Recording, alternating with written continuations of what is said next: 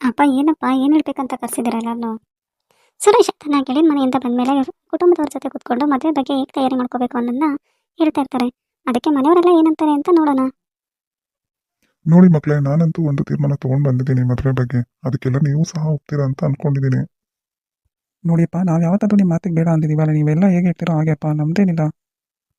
ನೋಡಿ ಮಕ್ಕಳ, ನನಗೆ ಅಲ್ಲಿ ಹೋದ್ಮೇಲೆ ಅಲ್ಲಿ ಅವ್ರ ಜೊತೆ ಎಲ್ಲ ಮಾತಾಡಿದ್ಮೇಲೆ ನನ್ನ ಪ್ರಕಾರ ನನಗೆ ತ್ರಿವೇಣಿ ಹೇಳಿದ್ದೆ ಸರಿ ಅನ್ಸುತ್ತೆ. ತ್ರಿವೇಣಿ ಅವ್ರ ಚಿಕ್ಕಮ್ಮ ತುಂಬ ಸ್ವಾಭಿಮಾನಿ. ಅವರು ಯಾವುದಕ್ಕೂ ಸಹ ಇನ್ನೊಬ್ಬರಿಗೆ ಕಷ್ಟ ಆಗಬಾರ್ದು ಅನ್ನೋದ್ರ ಬಗ್ಗೆನೇ ಯೋಚನೆ ಮಾಡ್ತಾರೆ. ಅದರಿಂದಾಗಿ ತ್ರಿವೇಣಿನೂ ಆ ಥರ ಯೋಚನೆ ಮಾಡಿರೋದು. ಅವ್ರು ತುಂಬ ಕಷ್ಟದಲ್ಲೂ ಸಹ ಇದ್ದಾರೆ. ಅದಕ್ಕೆ ನಾನು ಮದುವೆಗೆ ಆಗೋ ಬಟ್ಟೆ ಎಲ್ಲ ನಾನೇ ಕೊಡಿಸ್ತೀನಿ ಅಂತ ಒಪ್ಕೊಂಬಂದಿದ್ದೀನಿ. ಅದಕ್ಕೆ ನಿಮ್ದೆಲ್ಲ ಯಾವುದೂ ತಕರಾರೇನಿಲ್ಲ ಅಂತ ಅಂದ್ಕೊಂಡಿದ್ದೀನಿ. ಇದರಿಂದ ಅವ್ರಿಗೂ ಸಹಾಯ ಮಾಡ್ದಂಗೆ ಆಗುತ್ತೆ, ನಮ್ಮ ಕೈಲಾದ ಸಹಾಯ ಮಾಡ್ದಂಗೆ ಆಗುತ್ತೆ.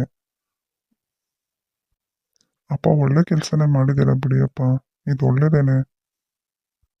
ನಾವು ಕೋಮಲ ಅವ್ರನ್ನ ಮನೇಲಿನ ನೋಡಿದ್ದೀವಲ್ಲ, ಅವ್ರು ಎಷ್ಟು ಕಷ್ಟದಲ್ಲಿದ್ದಾರೆ ಅನ್ನೋದು ಅದರಿಂದನೇ ನಮಗೆಲ್ಲ ಗೊತ್ತಾಗಿತ್ತಲ್ಲಪ್ಪ. ಹೌದು ಮಗನೇ, ನನಗೂ ಈ ಸಲ ಹೋದಾಗ ಆ ಥರನೇ ಅನಿಸ್ತು ಅವ್ರನ್ನ ನೋಡಿ. ಆ ಹುಡುಗಿಗೆ ಏನಾದ್ರು ಮದುವೆ ಫಿಕ್ಸ್ ಆಗಿಲ್ಲ ಅಂದರೆ ನಿನ್ನ ತಮ್ಮನಿಗೆ ಮಾಡ್ಕೋಬೋದಾಗಿತ್ತು ಅಂತ ಅಂದ್ಕೊಂಡೆ. ಅಪ್ಪ ನೀವು ಈಗಲೂ ಅನ್ನಿ, ನಾನೇ ಮದುವೆ ಆಗ್ತೀನಿ ಕೋಮಲನ್ನ. ಆದರೆ ಏನು ಮಾಡೋದು, ಅವಳಿಗೂ ಮದುವೆ ಫಿಕ್ಸ್ ಆಗಿದೆ. ಅದಕ್ಕೆ ನಮ್ಮ ಕೈಲಾದ ಸಹಾಯನೂ ಮಾಡೋಣ ಅಂತ ಅಂದ್ಕೊಂಡಿದ್ದೀನಿ. ಇದಕ್ಕೆ ನೀನೇನಂತೀಯ ಸುಜಾತ? ರೀ, ಇದಕ್ಕೆಲ್ಲ ನಾನೇನನ್ಲಿ? ಮದುವೆ ವಿಚಾರಕ್ಕೆ ಸಹಾಯ ಮಾಡೋದು ತುಂಬ ಒಳ್ಳೇದೇನೆ ಅಲ್ವಾ? ನಾವು ಒಬ್ಬರು ಮಕ್ಳಿಗೆ ಒಳ್ಳೇದು ಮಾಡಿದ್ರೆ ನಮ್ಮ ಮಕ್ಳಿಗೂ ಯಾರಿಂದನಾದ್ರೂ ಒಳ್ಳೇದಾಗುತ್ತೆ. ನೋಡಿ, ಇಷ್ಟು ವರ್ಷ ನನ್ನ ಮಗ ಮದುವೆ ಬೇಡ ಬೇಡ ಅಂತ ಇದ್ದವನೇ ಈಗ ಮದುವೆಗೆ ಒಪ್ಕೊಂಡಿದ್ದಾರೆ. ಅದು ಅಲ್ಲದೆ ಒಳ್ಳೆ ಹುಡುಗಿನೂ ಸಿಕ್ಕಿದ್ದಾಳೆ. ಇದೆಲ್ಲ ನಿಮ್ಮ ಒಳ್ಳೆತನನೇ. ಇದರಿಂದನೇ ನನ್ನ ಮಕ್ಳಿಗೂ ಒಳ್ಳೇದಾಗ್ತಾ ಇರೋದು.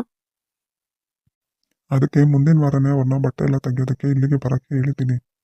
ಅವರು ಬರ್ತಾರೆ, ನಾವು ಎಲ್ಲ ಹೋಗ್ಬಿಟ್ಟು ತೊಗೊಂಡು ಬರೋಣ. ಸುಜಾತ, ಸುಷ್ಮಾ, ನಿಮಗೂ ಅಷ್ಟೇ ಏನೇನು ಬೇಕೋ ಅವತ್ತೇ ಎಲ್ಲ ತೊಗೊಂಬಿಡಿ. ಮದುವೆ ಹತ್ರನೇ ಇದೆ, ತುಂಬ ದಿನ ಏನಿಲ್ಲ. ಅಪ್ಪ, ಅವ್ರ ಜೊತೆನೇ ನಾವು ತಗೊಳ್ಳೋದು ಅಂದರೆ ಟೈಮ್ ಆಗಲ್ಲ ಅಪ್ಪ. ಅವ್ರು ತೊಗೊಳ್ಳಿ ಬಿಡಿ, ನಾವು ಇನ್ನೊಂದು ದಿನ ಹೋಗಿ ತೊಗೊಳ್ಳೋಣ. ಹೌದಾ ಸುಜಾತ, ಹಾಗೆ ಮಾಡ್ತೀರಾ? ಹಾಗಿದ್ರೆ ಅವರಿಬ್ರು ಮದುಮಕ್ಕಳು ಮಾತ್ರ ತೊಗೊಂಡು ಹೋಗ್ಲಿ, ಆಮೇಲೆ ನೀವು ತೊಗೊತೀರಾ? ಹೌದು ರೀ, ಫಸ್ಟು ಅವ್ರು ತೊಗೊಂಡು ಹೋಗಲಿ. ಆಮೇಲೆ ನಾವು ಇನ್ನೊಂದು ದಿನ ಹೋಗಿ ನಾನು ನನ್ನ ಮಗಳು ನಮ್ಗೇನು ಬೇಕೋ ಅದನ್ನು ತೊಗೊಳ್ತೀವಿ. ಇಬ್ಬರು ಒಟ್ಟಿಗೆ ತೊಗೋಬೇಕು ಒಂದೇ ದಿನ ಅಂದರೆ ಟೈಮ್ ಸಾಕಾಗೋದಿಲ್ಲ. ಸುಮ್ಮನೆ ಪಾಪ ಅವರಿಗೂ ಗಜಿ ಬಿಜಿ ಆಗುತ್ತೆ, ನಮಗೂ ಗಜಿ ಬಿಜಿ ಆಗುತ್ತೆ. ಸರಿ ಸುಜಾತ, ಹಾಗೆ ಮಾಡಿ. ಆಗಿದ್ರೆ ಅವರಿಬ್ರಿಗೂ ಫಸ್ಟು ಕೊಡಿಸ್ಬಿಟ್ಟು ಬ್ಲೌಸ್ ಎಲ್ಲ ಇಲ್ಲೇ ಸ್ಟಿಚ್ ಮಾಡೋಕೆ ಕೊಡಿ. ಅವ್ರಿಗೆ ಏನೇನು ಬೇಕೋ ನಿಮಗೆ ಗೊತ್ತಿರುತ್ತಲ್ಲ, ಹೆಣ್ಮಕ್ಳಿಗೆ ಏನೇನು ಬೇಕೋ ಅದೆಲ್ಲ ತೆಗೆದುಕೊಡಿ, ಆಯಿತಾ? ನೋಡು ಸೂರಜ್, ನೀನು ಅಷ್ಟೇ ಮದುವೆಗೆ ಅಂತ ಒಂದು ತಿಂಗಳು ರಜಾ ಹಾಕ್ಬಿಡು, ಆಯಿತಾ? ಬಟ್ಟೆ ಪರ್ಚೇಸಿಂಗಿಂದನೂ ನೀನು ಅವ್ರ ಜೊತೆ ಇರು. ನೀನು ಆ ಹುಡುಗಿ ಬಗ್ಗೆ ತಿಳ್ಕೊಂಡಂಗೆ ಆಗುತ್ತೆ. ಜೊತೆಲಿ ಓಡಾಡಿದ್ರೆ ಸ್ವಲ್ಪ ಅರ್ಥ ಮಾಡ್ಕೊಳ್ಳೋಕ್ಕೆ ಈಸಿ ಆಗುತ್ತೆ.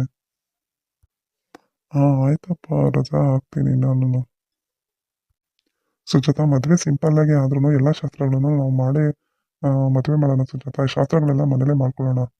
ಮದುವೆ ಒಂದು ದೇವಸ್ಥಾನದಲ್ಲಿ ಇಟ್ಕೊಂಡಿರೋದಷ್ಟೇ. ಇದ್ರ ಬಗ್ಗೆನೇ ನಾನು ನಿಮ್ಗೆ ಹೇಳಬೇಕು ಅಂತ ಅಂದ್ಕೊಂಡಿದ್ದೆ ರೀ, ನೀವು ಅದನ್ನು ಹೇಳಿದ್ರಿ. ಮದುವೆ ಸಿಂಪಲ್ ಆಗಾದ್ರೇನು ಎಲ್ಲ ಶಾಸ್ತ್ರಗಳನ್ನು ಮನೇಲೇ ಮಾಡ್ಕೊಬೋದಲ್ಲ. ಹಾಗೆ ಮಾಡೋಣ ಅಂತ ಅಂದ್ಕೊಂಡಿದ್ದೀನಿ ನಾನು. ಅಲ್ವಾ ಸುಷ್ಮಾ? ಅದೇ ಸರಿ ಅಲ್ವಾ?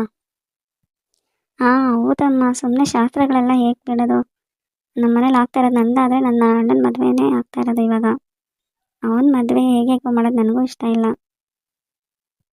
ಮದುವೆನೂ ತುಂಬ ಜೋರಾಗಿ ಮಾಡ್ಬೇಕಂತಲೇ ಇಷ್ಟ ಇತ್ತು, ಆದರೆ ಏನು ಮಾಡೋದು, ಪರಿಸ್ಥಿತಿ ಆಗಿಲ್ಲ. ಇರಲಿ ಬಿಡಿ, ಶಾಸ್ತ್ರಗಳೆಲ್ಲ ನಮ್ಗೇನು ಬೇಕೋ ಮೆಹಂದಿ ಶಾಸ್ತ್ರ, ಹಳದಿ ಶಾಸ್ತ್ರ ಅದನ್ನೆಲ್ಲ ಮನೇಲೇ ಮಾಡ್ಕೊಳ್ಳೋಣ. ತಾಳಿ ಒಂದು ಕಟ್ಟೋ ಶಾಸ್ತ್ರ ಮಾತ್ರ ದೇವಸ್ಥಾನದಲ್ಲಿ ಮಾಡಿದ್ರಾಯ್ತು. ಅಪ್ಪ, ನಾನಂತೂ ಈಗಲೇ ಹೇಳ್ಬಿಡ್ತೀನಿ, ಬೀಗ್ರೂಟ ಮಾತ್ರ ನೀವು ತುಂಬ ಜೋರಾಗಿ ಮಾಡಬೇಕಪ್ಪ. ಆಯಿತು ಮಗಳೇ, ಮಾಡೋಣ ಬಿಡು. ನನ್ನ ಮಗದ ಮದುವೆ ನನಗೆ ತುಂಬ ಜೋರಾಗಿ ಮಾಡ್ಬೇಕಂತ ಇಷ್ಟ ಇಲ್ವಾ? ಖಂಡಿತ ಮಾಡ್ತೀನಿ ಬಿಡು. ಅದಕ್ಕೆ ನಮ್ಮ ಸಂಬಂಧಿಕರನ್ನೆಲ್ಲ ಕರೆಯೋಣ ಅಪ್ಪ. ಆಮೇಲೆ ನಮ್ಮ ಗಂಡನ ಕಡೆ ಇರೋರು ಎಲ್ಲರನ್ನೂ ಕರೆಯೋಣ ಅಪ್ಪ. ಹಾಗೆ ನನ್ನ ಫ್ರೆಂಡ್ಸು ಎಲ್ಲರನ್ನೂ ಕರಿತೀನಿ. ಮದುವೆಗೆ ಮಾತ್ರ ಯಾರನ್ನೂ ಕರೆಯೋಕ್ಕಾಗ್ತಾ ಇಲ್ಲ ಅಷ್ಟೇ. ಬೀಗ್ರೂಟಕ್ಕಂತೂ ತುಂಬ ಜನ ಕರಿಬೇಕಂತ ಅಂದ್ಕೊಂಡಿದ್ದೀನಪ್ಪ ನಾನು. ಆಯಿತು ಮಗಳು, ಕರಿ ಕರಿ. ನಿನ್ಗೆ ಎಷ್ಟು ಜನ ಕರಿಬೇಕು ಅನ್ಸುತ್ತೋ, ಯಾರನ್ನ ಕರಿಬೇಕು ಅನ್ಸುತ್ತೋ ಅವ್ರನ್ನೆಲ್ಲ ಕರಿ, ನಂದೇನು ಅಭ್ಯಂತರ ಇಲ್ಲ. ಸೂರಜ್, ನೀನು ಅಷ್ಟೇನೆಪ್ಪ, ನಿನ್ನ ಸ್ನೇಹಿತರನ್ನೆಲ್ಲ ಕರಿ. ಮದುವೆ ಮಾತ್ರ ನಾವೇ ಮಾಡ್ಕೊತಾ ಇರೋದು, ಆದರೆ ಬೀಗ್ರೂಟಕ್ಕೆ ಮಾತ್ರ ಎಲ್ಲರನ್ನೂ ಕರೆಯೋಣ ಅಂತಲೇ ನಾನು ಅಂದ್ಕೊಂಡಿದ್ದು. ಅಲ್ವಾ ಸುಜಾತ? ನೀನೇನಂತ ಇದಕ್ಕೆ? ಹಾಂ ಹೌದು ರೀ, ನಾನು ಅಷ್ಟೇ ನನ್ನ ಇಲ್ಲಿರೋ ಫ್ರೆಂಡ್ಸನ್ನೆಲ್ಲ ಕರಿಬೇಕಂತ ಅಂದ್ಕೊಂಡಿದ್ದೀನಿ. ಆಯಿತು ಸುಜಾತ, ನಾಳೆಯಿಂದನೇ ಎಲ್ಲ ತಯಾರಿ ಮಾಡ್ಕೊಳ್ಳಿ. ಏನೇನು ಬೇಕು ಏನೇನು ಬೇಡ ಎಲ್ಲ ನೋಡ್ಕೊ ಸುಜಾತ ನೀನು. ನಾನು ಏನೇನು ಬೇಕು ಅನ್ನೋದನ್ನ ನಾನು ಎಲ್ಲ ಒಂದು ಲಿಸ್ಟ್ ಮಾಡಿ ಹೇಳ್ತೀನಿ, ಯಾರ್ಯಾರು ಯಾವ ಕೆಲಸ ಮಾಡಬೇಕು ಅಂತ. ಅದ್ರ ಪ್ರಕಾರನೇ ಮಾಡಿದ್ರೆ ಎಲ್ಲ ಕೆಲಸನೂ ಯಾವುದೇ ತೊಂದರೆ ಇಲ್ದಂಗೆ ಆಗುತ್ತೆ. ಅಂದಾಗೆ ಅಳಿಯಂದ್ರೆ ಯಾವಾಗಮ್ಮ ಬರ್ತೀನಿ ಅಂತ ಹೇಳಿದ್ರು ನಿನಗೆ? ಅಪ್ಪ ಇವತ್ತು ಕಾಲ್ ಮಾಡಿಲ್ಲ, ನಾನು ಕಾಲ್ ಮಾಡಿ ಹೇಳ್ತೀನಿ, ಈ ಥರ ಅಪ್ಪ ಹೇಳ್ತಾ ಇದ್ದಾರೆ ಆದಷ್ಟು ಬೇಗ ಬನ್ನಿ ಅಂತ. ಹಾಗೆ ಅವರಿಗೂ ಹೇಳ್ಬಿಡಮ್ಮ, ಮದುವೆಗೆ ಸ್ವಲ್ಪ ದಿನ ಆಫೀಸ್ಗೆ ರಜಾ ಹಾಕೋದಕ್ಕೆ. ಹಾಂ ಸರಿ ಅಪ್ಪ ಹೇಳ್ತೀನಿ. ಹಾಗೆ ಇನ್ನೊಂದು ವಿಚಾರ ಹೇಳೋದು ಮರ್ತೋದೆ, ನಾನು ಮದುವೆ ಕಾರ್ಡು ತುಂಬ ಓಡಿಸ್ತಾ ಇಲ್ಲ. ಏಕೆಂದರೆ ಸಿಂಪಲ್ ಮ್ಯಾರೇಜ್ ಆಗಿರೋದ್ರಿಂದ ಸ್ವಲ್ಪನೇ ಕಾರ್ಡ್ನ ಓಡಿಸೋಣ ಅಂತ ಅಂದ್ಕೊಂಡಿದ್ದೀನಿ. ಇದಕ್ಕೆ ನೀನೇನಂತೀಯ ಸುಜಾತ? ಸೂರಜ್ ಸುಪ್ರಾಜ್ ನೀವೇನಂತೀರಪ್ಪ? ಹಾಂ ಸರಿಯಪ್ಪ, ನಿಮ್ಗೆ ಅನಿಸ್ದಾಗೆ ಮಾಡಿ. ಅಪ್ಪ ಆದರೆ ಬೀಳ್ಕೊಟ್ಟದ ಕಾರ್ಡ್ಗಳನ್ನ ತುಂಬ ಜಾಸ್ತಿ ಓಡಿಸ್ರಿ, ಅದು ತುಂಬ ಜನ ಕೊಡಬೇಕಾಗುತ್ತಲ್ಲಪ್ಪ. ಹಾಂ ಹೌದು ಮಗನೇ, ಅದನ್ನು ಜಾಸ್ತಿ ಓಡಿಸ್ತೇನೆ. ಇದನ್ನ ಒಂದು 100 ಕಾರ್ಡು ಸುಮ್ಮನೆ ಶಾಸ್ತ್ರಕ್ಕೆ ಅಂತ ಓಡಿಸ್ತೀನಿ ಅಷ್ಟೇನೆ. ರೀ ಅದನ್ನೆಲ್ಲ ಹುಡುಗಿಯವರೇ ಕೊಡಬೇಕು ಅಲ್ವಾ? ಅಯ್ಯೋ ಸುಜಾತ, ಎಲ್ಲಿದೆಯಾ ಇನ್ನು ನೀನು? ಅವ್ರು ಕೊಡಬೇಕು ನಾವು ಕೊಡಬೇಕು ಅಂತ? ನಮ್ಮ ಮಕ್ಳು ಮದುವೆ ಅಲ್ವಾ, ಬಿಡು, ನಾವೇ ಮಾಡಿದ್ರೆ ಏನಂತೆ. ಅವನೇನು ಬೇರೆಯವನಾ? ಅವನು ನನ್ನ ಗೆಳೆಯನೇ ಅಲ್ವಾ? ಅಯ್ಯೋ ಪಾಪ ಅಣ್ಣ, ಇಬ್ಬರು ಮಟ್ಟಿಗೆ ಮದುವೆ ಆಗ್ತಾ ಇರೋದ್ರಲ್ಲೇ ಬಟ್ಟೆ ತೊಗೊಳಕ್ಕೂ ಬೇರೆ ಒಟ್ಟಿಗೆ ಬರ್ತಾರಂತೆ. ಹೇಗನ್ಸುತ್ತೋ ಏನೋ ಅಣ್ಣ ಅವ್ರನ್ನ ನೋಡಿ.